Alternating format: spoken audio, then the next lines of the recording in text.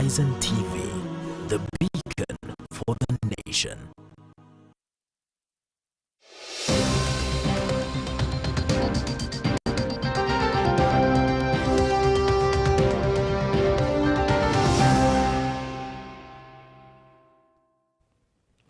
أهلا وسهلا ومرحبا بكم. Assalamu alaikum wa rahmatullahi wa barakatuh. It's another beautiful Friday morning of the 29th of August 2025. Welcome to the Muslim Insight Show. My name is Zamzam Ahmed and my sign language interpreter is Ilhan Noor. So today we'll be talking about empowering young minds in school. And in studio I am joined by Jared Ocheng, who is the principal, Starehe Technical Training College. Mr. Jared, good morning. Good morning to you, Zamzam. Pleasure to be here. Pleasure.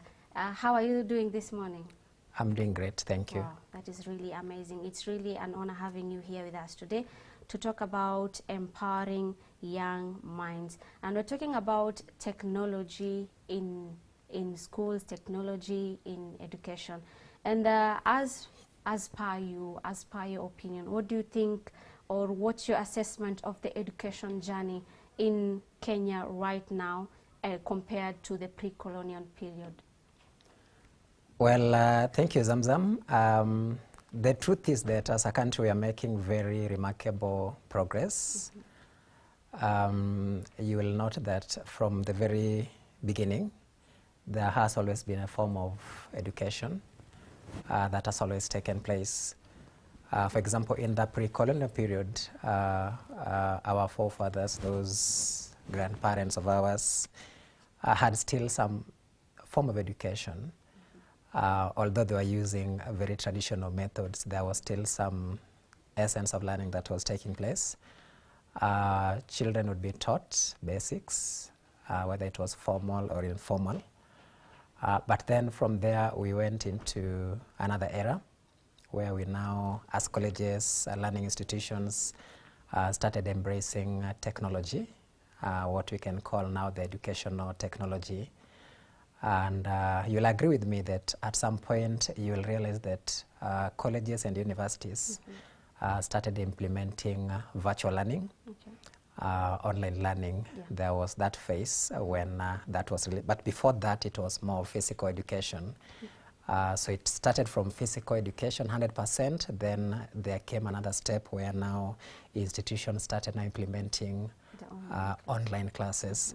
But then the most current one right now is now migration from the education technology, the normal one, to a more advanced one through artificial intelligence. That is the most recent form that we currently are in. Okay. And where can you place, or where do you place Kenya right now in education, especially in the use of AI or in the incorporation of AI in education? Well, Kenya is doing well. You know, what really we need to understand is that AI is not something new. In fact, it's something that sometimes even practice without knowing. But the truth is that even when you look at the number of people that are having their phones connected to the internet, they're quite high. They're quite high. And we also have at least 22.71 million who are using internet. They're very much aware of technology. And that tells us that as a country we are doing well. We are not fully blank of what AI is, but at least we have some knowledge. We have quite a number of people who are able to connect to internet. We have quite a number of people who are able to get connected on their phones and are already embracing the use of that technology in form of AI. And talking about AI being something that is not new to the education system, or maybe to the people, because we know most people, or 99% people are using internet, are using social media and everything. And in what forms does AI come in education? Quite a number. For example, when I talk about now education, like you'll have virtual learning. Under the virtual learning, you'll have platforms like video conferencing. You have technology that are related to that, where people are able to learn from the comforts of their homes. But now, when you look at that AI deeply now, you'll realize that you have forms like ChatGPT. We have algorithms in learning. We have machine learning. Quite a lot. There's quite a lot that we can still embrace through AI in terms of education. And when we talk about AI integration into the education system right now, probably, can use of education technology boost enrollment in colleges, according to you? Yes, definitely yes. Probably how? Because you see now it's making things very much easy. When I went to school, for instance, we would be scored. There was grading where we do an exam, then a teacher would come and parade us. Then you are told you are number 1, number 2, number 3, and then those who maybe did not perform would at some point get discouraged because of the grading. But now when you come to the use of AI, that is being phased out.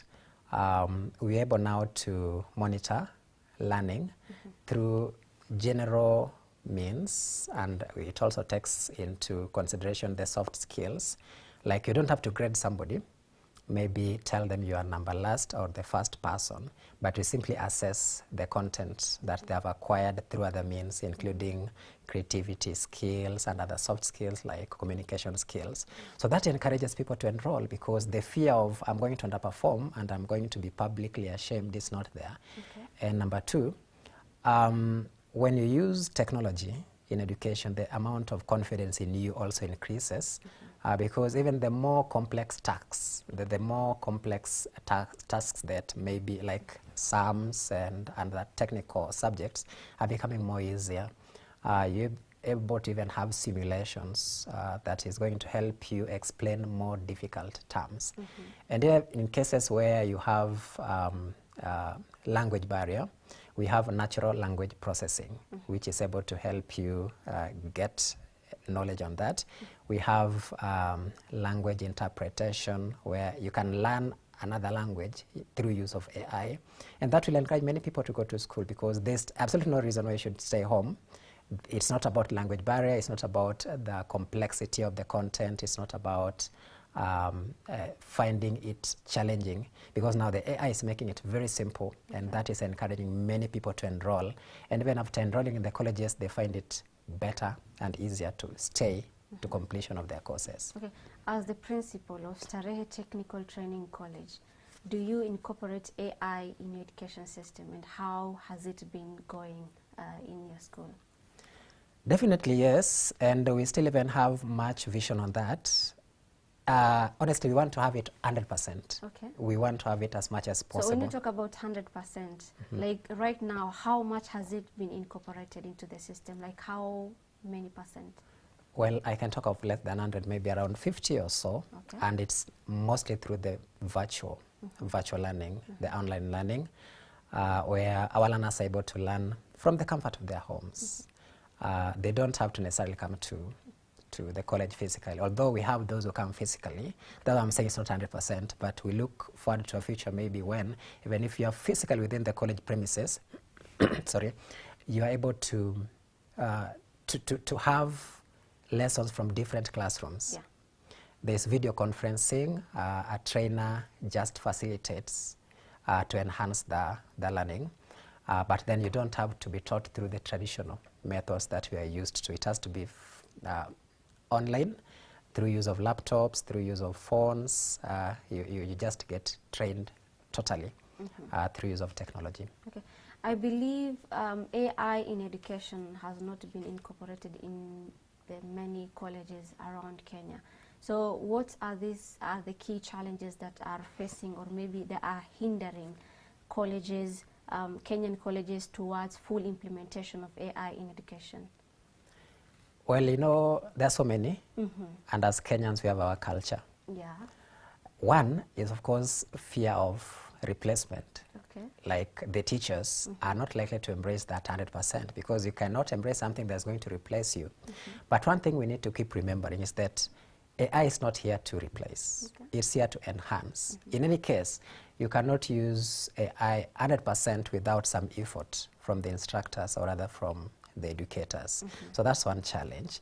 Then the other challenge, of course, a major one, is the cost. Okay. It's very, very expensive in terms of infrastructure, development of the software. It just needs investment. Yeah. We have another challenge on data privacy.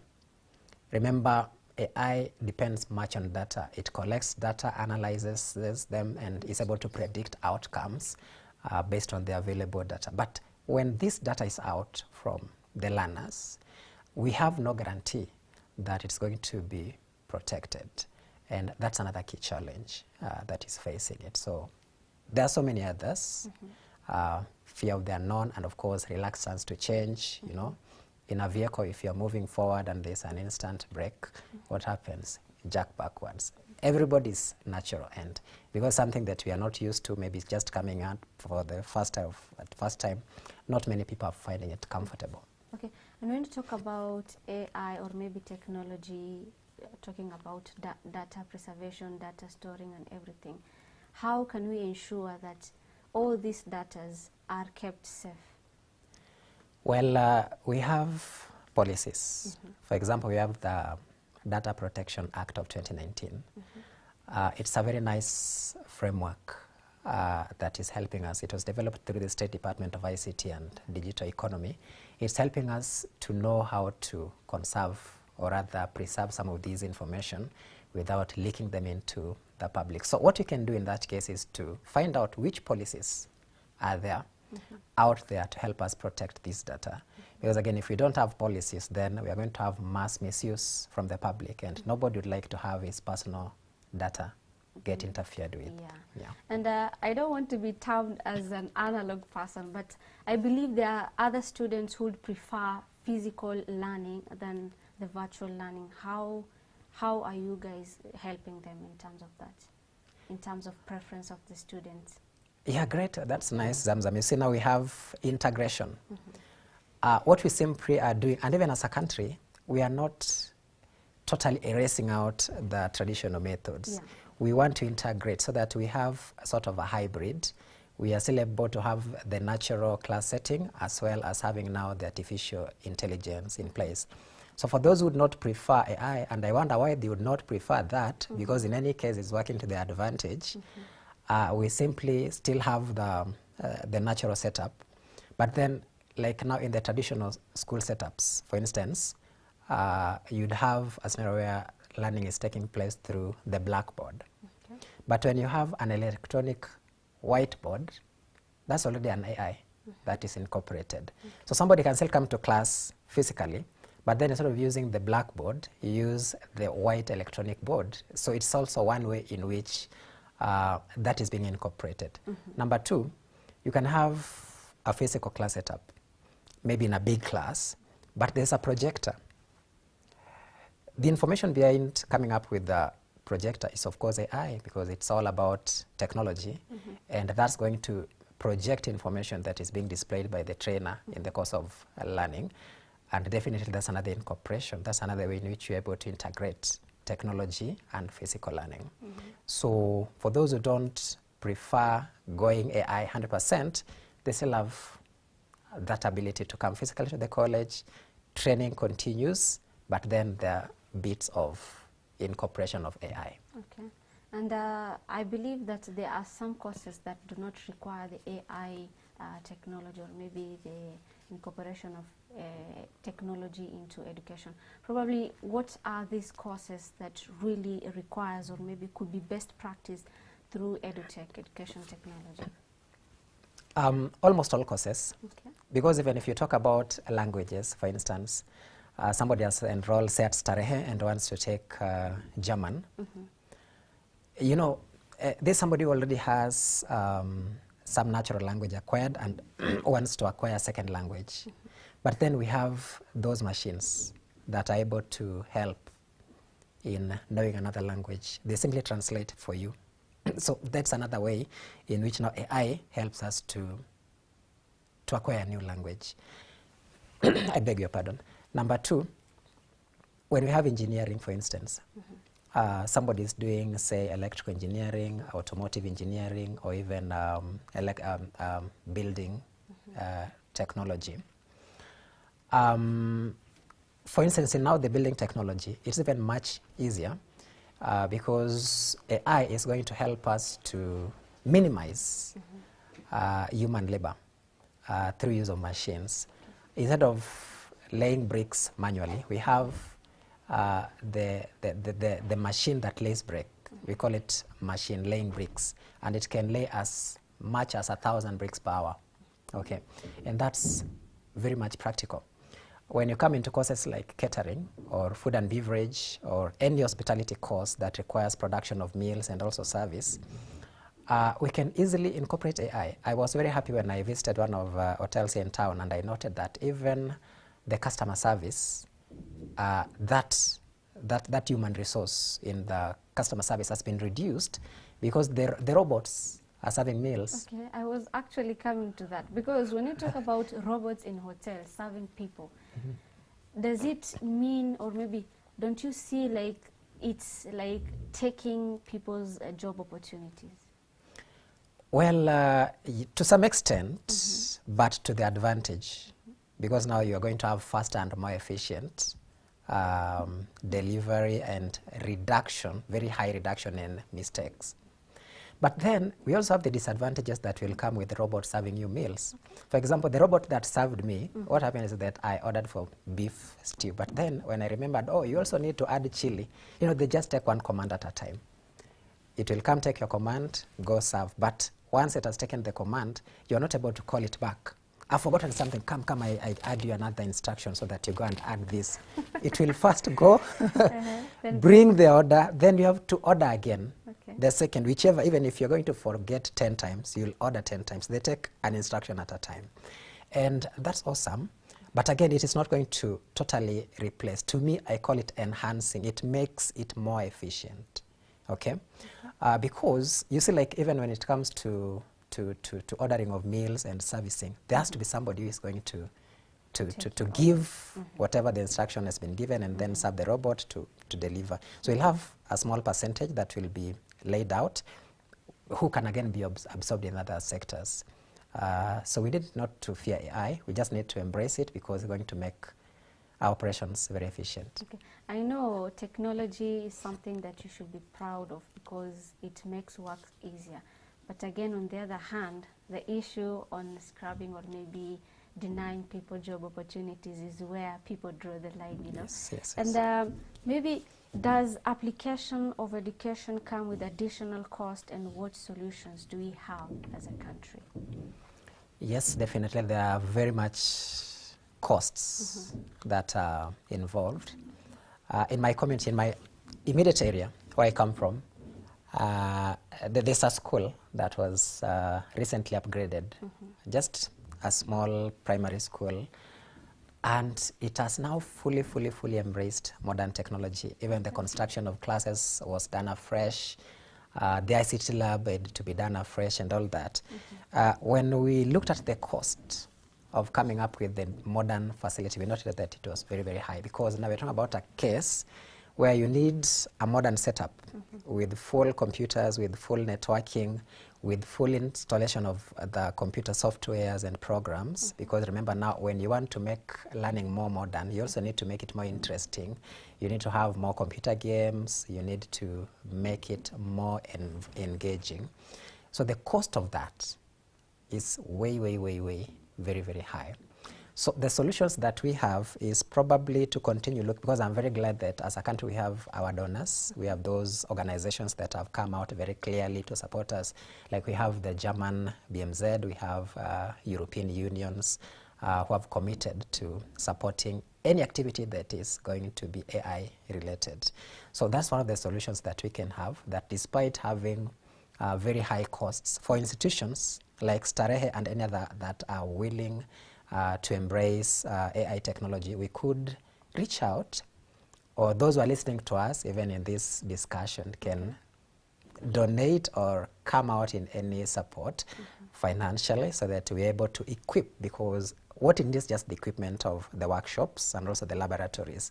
Once that has been equipped, then we are good to go. We are good to go as a country. And because you've mentioned about a college that has incorporated, or maybe there is using the modern technology in education system. We have the rural colleges in Kenya. How can rural colleges in Kenya effectively adopt this AI and e-learning? All right, fine. Now, let me just get back to the first part of your question. Okay. Yeah, we have institutions here in Kenya that are already doing very well. They have courses that are AI already. Like now, the University of Nairobi, we have Strathmore University, we have Jomo Kenyatta University, Technology. That is the JKUAT. Okay. They have courses that are already embracing AI, like data science, AI itself, robotics, and all that. But now, I think it's no longer a discussion probably of the setting of an institution, because the government has tried so much, even through programs like supplying electricity in the rural. In the past, we used to have scenarios where there was that bias. You'd go into remote areas and you'd not find electricity. But through the rural electrification program, there's that commitment to supply power nationally. But that does not say that we are fully there. We still have very remote areas where we have issues with power. We also have issues with the internet. What should happen so that we don't leave them behind is that we can come out as community to support. You know, we have the surrounding neighborhood where we have one or two who may be advantaged. They could be accessing these already. And because an institution is a society thing, they can come out in a way that probably somebody installs internet in those schools that are missing, somebody installs power, somebody donates machines and equipment and all that. And that way, we're able to support those institutions to acquire them.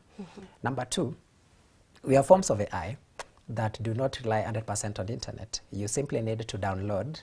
Whenever you have access to internet, you can download some of those programs, and then you can play them offline. You're able to download those materials and then play them offline in the absence of the internet. So there's that much that we can do. We can also have innovations. I'm sure you've seen most of the youth. They have really been trying. I recently saw somebody who was able to invent electricity from a pit latrine. You know, he was able to generate some power out of that. You can imagine the level of that innovation, and that is what we really want to embrace as a country. You can imagine now, if this is done in a rural setting, then even if power has not gone into those areas, then we have people who have already innovated and are able to tap into the innovation to provide and fill the gaps that are there.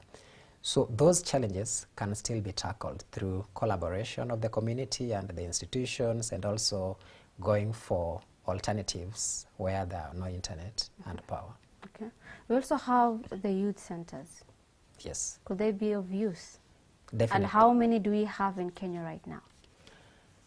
Yes. They can be of use, yes, but we still have few. We still have few, but I think that's one way in which we can have pools that are of close proximity to the residential areas, so that whoever wants to access these services simply goes to those areas, and they're able to have the services provided to them. Okay. And for things to be used, there must be policies, there must be laws, there must be rules to be using that. And probably, what policies are needed to guide ethical use of AI in education? Well, I can mention maybe two or three. Okay. The first one being the data protection policy, like what I mentioned was captured in the Data Protection Act of 2019. We can have safety policies.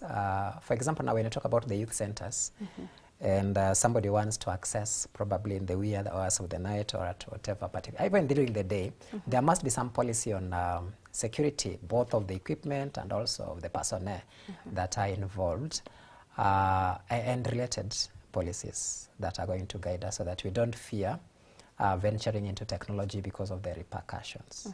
Yes. And probably you could at least explain for us on the data protection that you've mentioned, the 2019?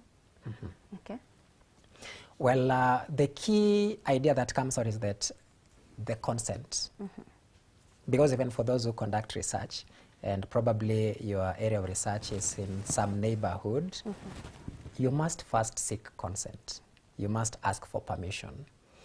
So when you are going to have AI information that is coming out, probably you want some data from a particular set of learning, then we must have some consent that is first acquired through the learners, or if they are minors, then the consent has to come from the parents.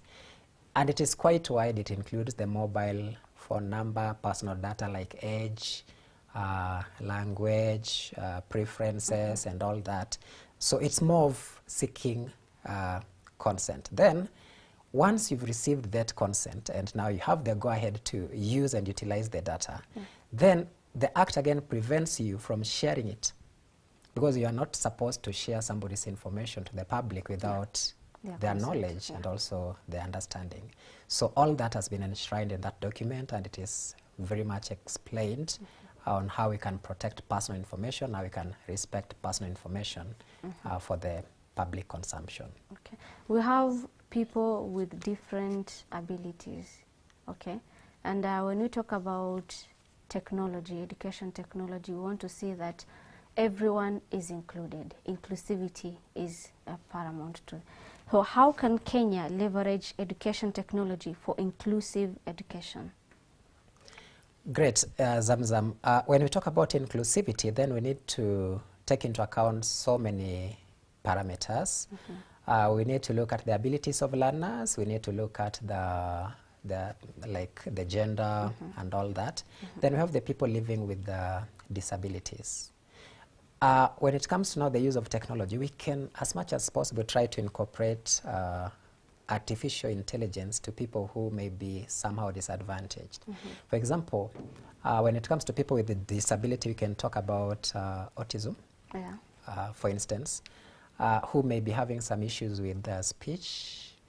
So we can have AI that is geared towards serving them. Like we can have text to speech, or we can have speech to text. We have programs, AI programs, that are able to simplify.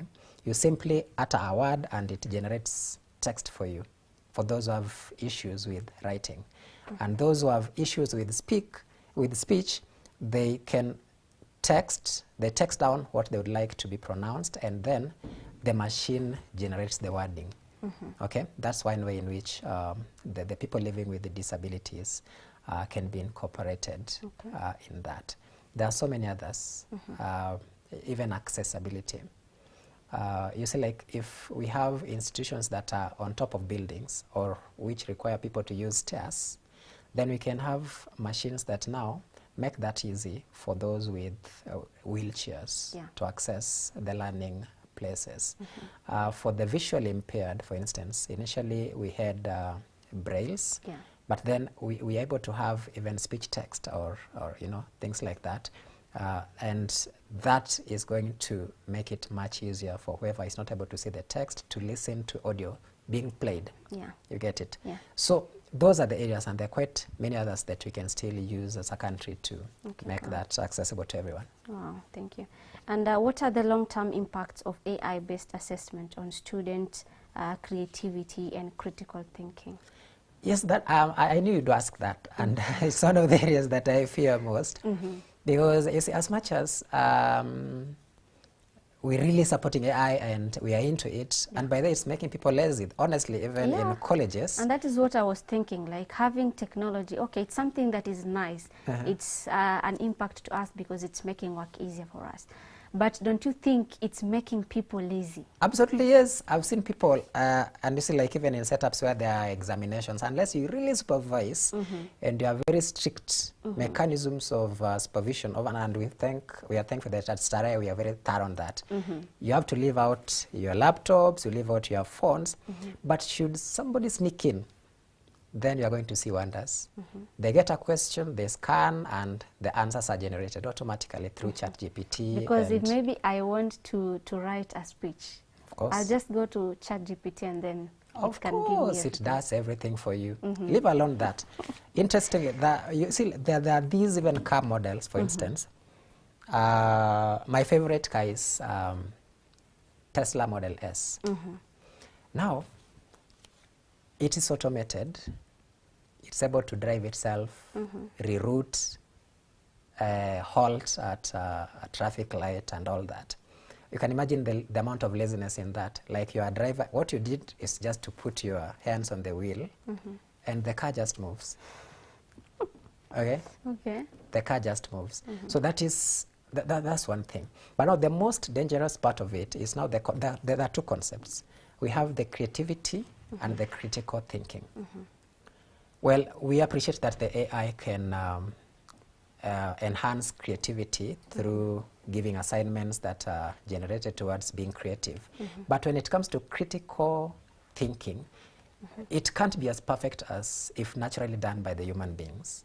Okay, so that's another way. If you're going to rely more on AI, then our ability to think creatively and critically may be watered down, because now these are natural aspects that we need to naturally develop.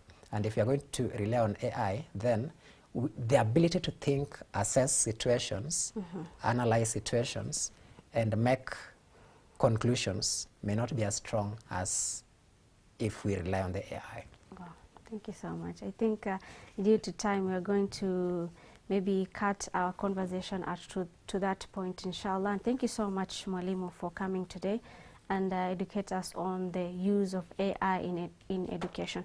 And in other news, we have that Jamia Mosque Nairobi on Tuesday hosted a high-profile halal science technology transfer workshop aimed at strengthening the halal industry across East Africa. The workshop was co-organized by the Royal Thai Embassy here in Kenya, Embassy of the Federal Republic of Somalia in Kenya, the Halal Science Center at Chulalongkorn University, and Jamia Mosque Nairobi.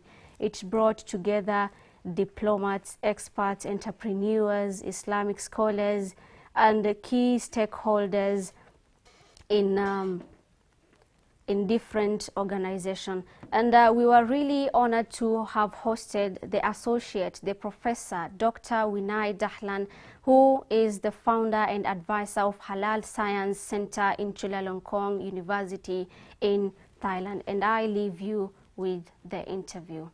Shukran sana, Mwalimu.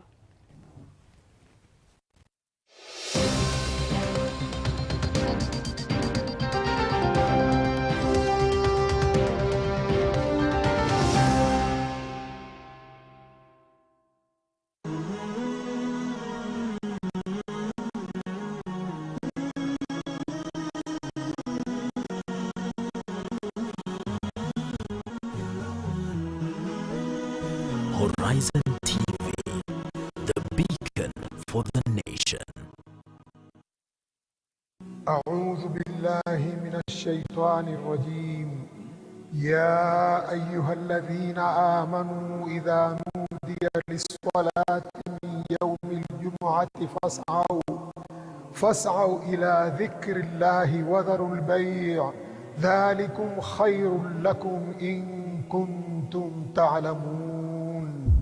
Enyi mlioamini, munapoitwa kuhudhuria swala ya Ijumaa, fanyeni haraka kuikimbilia, muache biashara zenu, hilo ni bora ikiwa mwelewa. Isikilizeni kwa umakinifu khutba ya Ijumaa ili uzidi kujenga imani yako na kupata faida nyingi ya siku hii. Coming to you every Friday from Jamia Mosque Nairobi. Live on HorizonTV.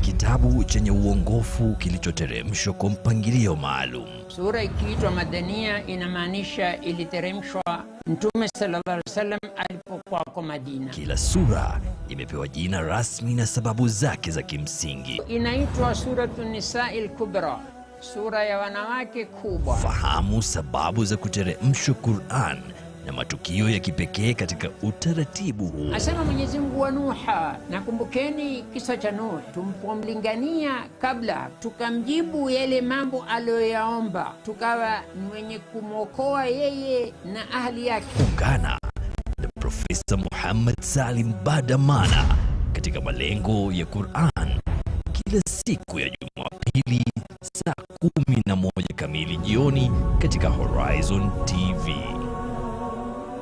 قوم من قوم عسى أن يكونوا خيرا منهم ولا نساء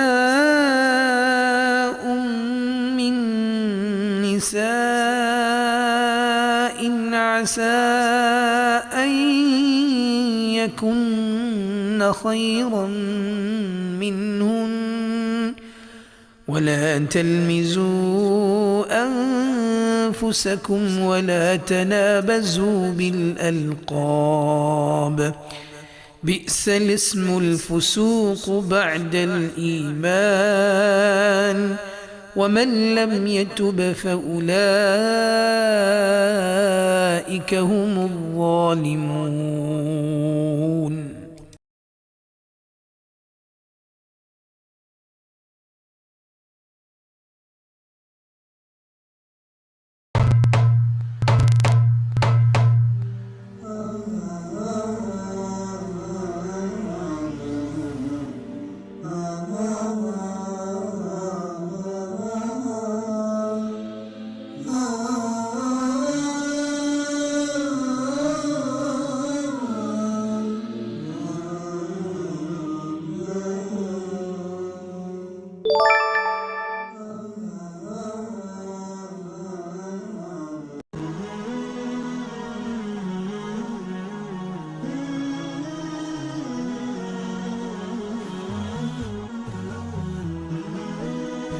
Horizon TV, the beacon for the nation.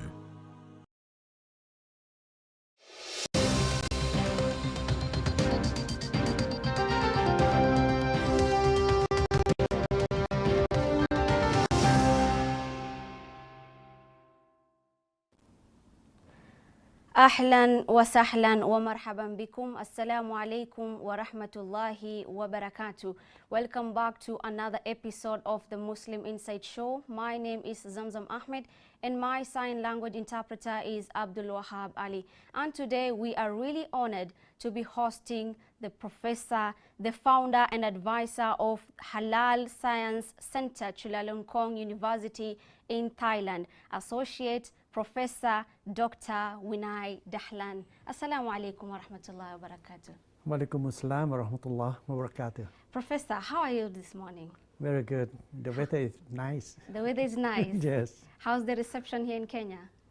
I think I expected a little bit hot, like in Thailand. Okay. In Thailand. So you mean Thailand is hot? Very hot now.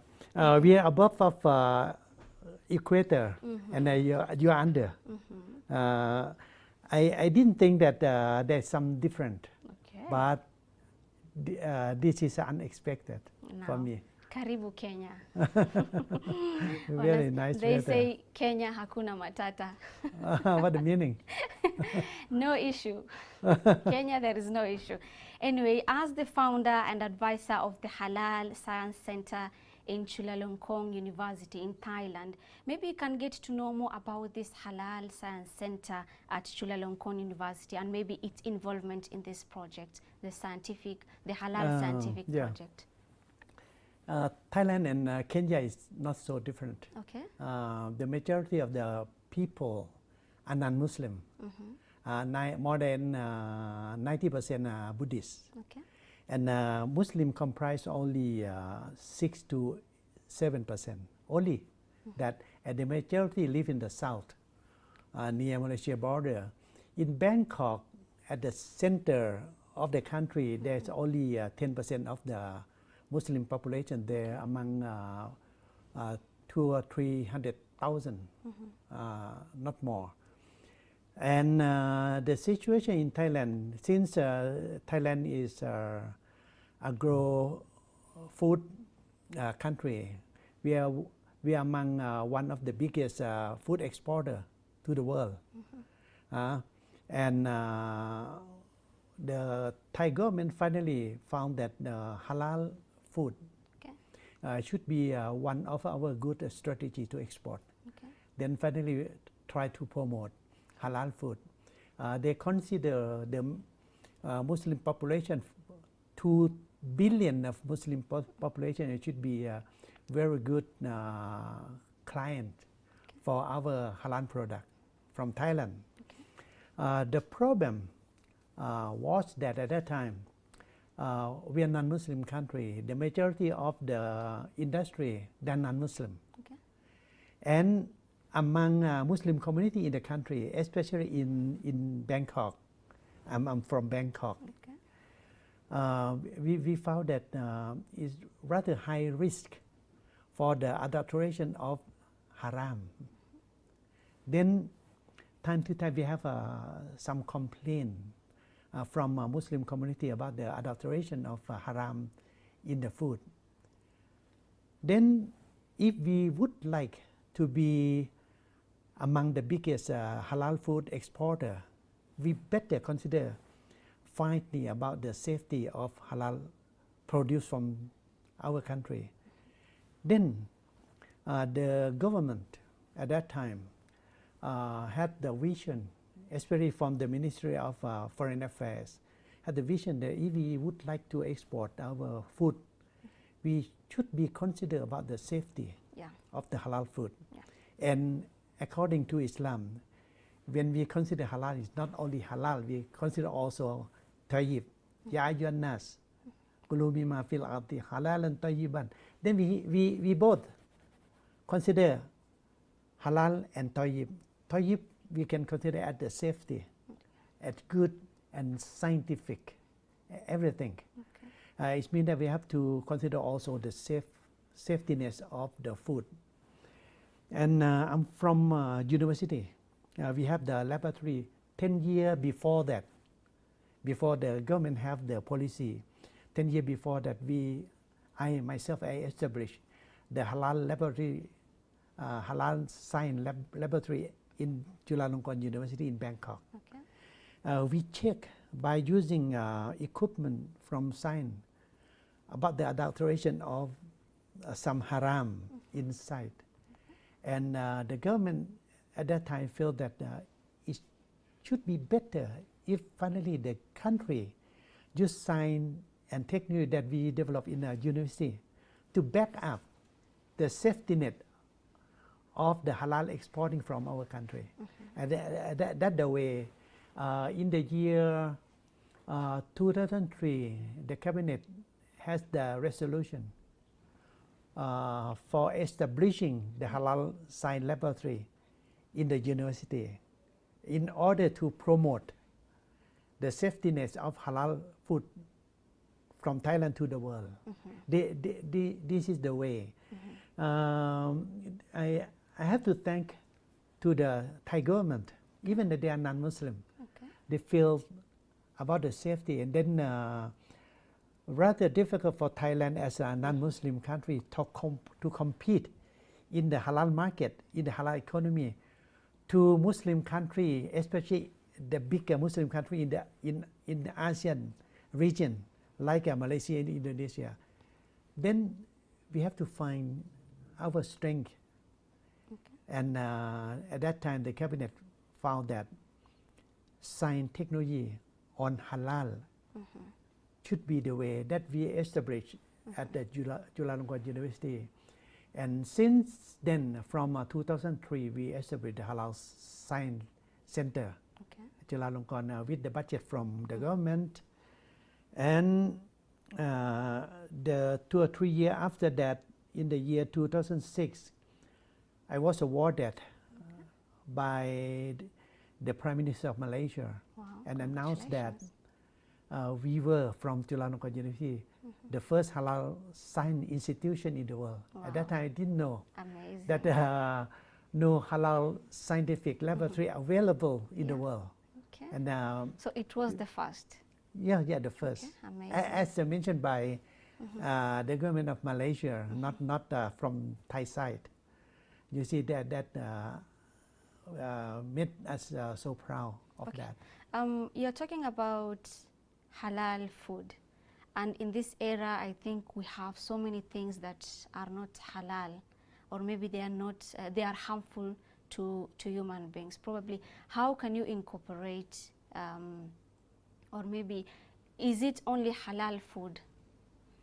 When we consider about the halal food, according to Al-Quran, Ya ayyuhan nas, Allah subhanahu wa ta'ala not provide halal food for only Muslim, for all. Then if we consider statistically, the majority of Muslim, of a Muslim, they are only 24% of the world population. The majority is not Muslim. But if we consider finely from the food economy, we found that 72% of non-Muslim, 72% of the global population, they consume food, and rather similar to halal. Then this is quite fit to Al-Quran. It means that 17% or to 24% of the world population consume halal because they are Muslim. But 72% of the non-Muslim, they also consume something like halal. It means that 89% or the majority of the global population consume halal. This is we cut off haram economy from this figure. Haram economy is around 11%. It means that halal food is not provide for Muslim only. They also provide for non-Muslim also. And if we would like to provide halal food for non-Muslim, then we better consider about the safety. Then we try to make halal food safe for Muslim and non-Muslim. It means that this is fit to Al-Quran, halal and tayyib. And you know, basically most people think, or when they hear about halal, because it's an Arabic word, they think it's associated with the Muslim community. All the time. Yet halal means something that is good for our health. And being one of its kind, this project or this workshop, how can you incorporate this initiative of the halal scientific technology to the people, or to the entrepreneurs, the business people, the manufacturers? Yes, very good. We have to consider that the majority of the food industry are owned by non-Muslim. In Thailand or in other country, and the complication of the preparation of the food ingredient, we don't know. Sometimes we never realize about the adulteration of some haram. You know, in the year 2003, there was a big scandal happened in Indonesia, a Muslim country. They found that taste enhancer, they contain some kind of the chemical called INS 631. This is 631. They found that this should be halal because it comes from natural product, from the cassava, tapioca. And but finally the market understood at that time that the preparation of this kind of chemical, they use porcine enzyme. They found it later. That is mean that haram, that kind of ingredient like that, it still have a lot available in the market. That non-halal, but rather difficult to define whether it's halal or haram. We better use science and technology for the assessment of that adulteration. Then we realize that science and technology should be significant for the investigating of the haram present in the food. This is the way that why we try to develop science and technology to eliminate. Okay. Yeah, we have two words. To eliminate first, or to quarantine Okay. haram, Yeah. not spread from the food ingredient into the food for Muslim. Okay. Then this means safety. This means safety. And all the time in the industry, when they think about the safety, they consider three kind of safety. It's a physical safety, it's a biological, and a chemical. But for Muslim, we have to consider about the najis and haram also. And najis and haram, time to time we found that this is not safe for even non-Muslim. Then this is a new concept for the safety net for the international standard like ISO. Then we try to introduce haram into the hazard for the industry. This is the way that we introduce Islam into non-Muslim community. Okay. And let's go to see in the United States or in the Europe. You know, in the food, 80% of the food available in the market, they have the kosher certification. Yeah. Kosher is quite similar to halal. But non-Muslim, they also consume kosher. How about halal?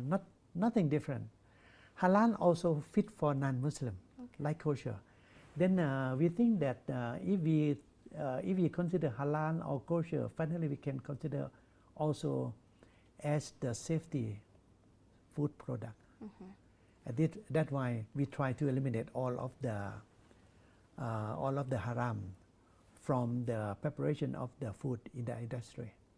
This is the way. Then finally, from the halal side, at Chulalongkorn University, we develop many steps of the introducing science and technology into the industry. The first about the standard. We have to know about the standard first to draft the good standard for the preparation. And the second, standardization. Standard is a paper. Yeah, Then finally, the standardization is the way to introduce standard into practice. And very important for Islam. Practice is very important. And about the laboratory should be the end of the line. And about the IT, now we develop a halal blockchain for the trace back for the safety net of the food. We develop the digital technology, we develop the halal for tourism, and also for logistics, and also for the health product, not only for food. You see, in Asian country, now they discuss about the halal finance. Okay. More than half of the halal economy. Halal economy is more than 7 trillion US dollar. Only for food is about 2.25 trillion US dollar for global halal economy. Only for food. But for the total, around 5.5 trillion. This is huge figure. You see? Yeah. And if this is considered only 17% to 24% for Muslim community. But if we consider 89%, as I mentioned earlier, is around 12 trillion US dollar. This is the value for halal economy in the world. And it should be a benefit not only for Thailand, for other Muslim or even it also the profit for the Muslim in Somalia, in Africa, in even Kenya. Okay. And as far as this project or this workshop is concerned, we have different partners. We have the Federal Republic of Somalia, we have the Kenyan government, we also have the Royal Thai Embassy here in Nairobi, who are co-hosting this project. Probably, what's their role? Of the role of the Royal Thai Embassy in Nairobi in co-hosting this project and other partners. For me, it's is a very high important for the role of the Royal Thai Embassy in Nairobi. In Thailand, as I mentioned earlier, the vision, this is very important, the vision for promoting halal is from the Thai government. They are non-Muslim. And the officer in the Ministry of Foreign Affairs also have the same vision. They think about the profit for the Thai, not separate between Thai Buddhist population or Muslim population. Yeah. And if we finally expand this vision into the world, then if we consider about the Muslim, we have to expand to also non-Muslim. Yeah. Because for Islam, Allah subhanahu wa ta'ala never separate Muslim or non-Muslim, right? Especially for halal, Ya ayyuhan, all the time mentioned in Al-Quran. Yeah. This is for mankind. Halal for mankind. If good for Muslim, it's good for also non-Muslim. Yeah. Yeah. Then I think the Royal Thai Embassy, especially for our ambassador, Morocco, Jane Matukon, she mentioned that we better think about the benefit of non-Muslim in Kenya, together with the Muslim majority in Somalia, together. Yeah. And for the future of Africa, half of the African population are Muslim, right? Yeah. And this is the region with the growth, the fastest growth of the population in the world, right? And it means that if finally it provides benefit for this continent, it should provide benefit to the whole world. Yeah. Yeah. Then we think, especially in Thailand, from the Minister of Foreign Affairs, that Africa is the future. Okay. Is the future, together with the ASEAN country and so on.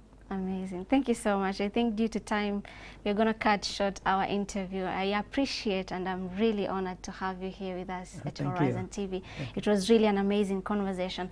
And maybe to sum up the conversation, or maybe getting something that has been said by a professor, is that halal is mankind. Assalamu alaikum wa rahmatullahi wa barakatuh.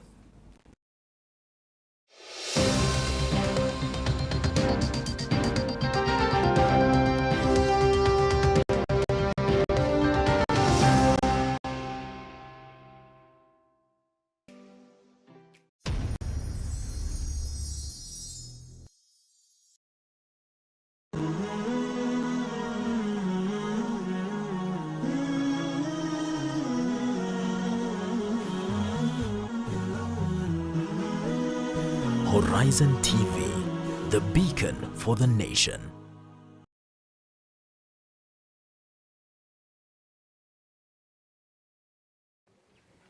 May I take this opportunity to thank Islamic Relief for building for us 3 classrooms and 2 twin toilets, which has 4 doors.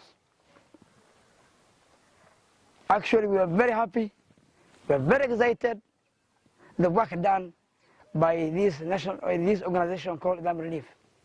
It has improved the standard of the school in terms of enrollment and the comfortability of the learners. Let me not also forget that they have brought 60 desks, which can be shared by, each desk can be shared by 3 children.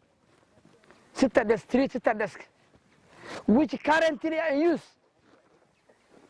We thank the Islamic Relief that the wonderful work done here. I am here to appreciate what Islamic Relief brought